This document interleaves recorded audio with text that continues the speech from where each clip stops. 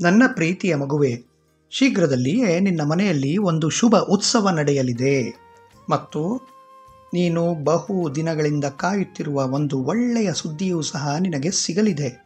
ಎಷ್ಟೋ ವರ್ಷಗಳಿಂದ ನೀನು ಇದಕ್ಕಾಗಿ ಹಾತೊರೆಯುತ್ತಿದ್ದೆ. ಆದರೆ ನೆನಪಿನಲ್ಲಿಡು, ಯಾವ ಆಸ್ತಿ ನಿನಗೆ ಸಿಕ್ಕಿದೆಯೋ ಅದರಿಂದ ಧಾರ್ಮಿಕ ಜೀವನ ನಡೆಸು.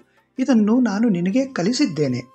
ಯಾವುದೇ ಸಂಪನ್ಮೂಲವಾಗಲಿ ಅದನ್ನು ನಿನ್ನ ಸ್ವಂತಕ್ಕಾಗಿ ಮಾತ್ರ ಉಪಯೋಗಿಸಬೇಡ.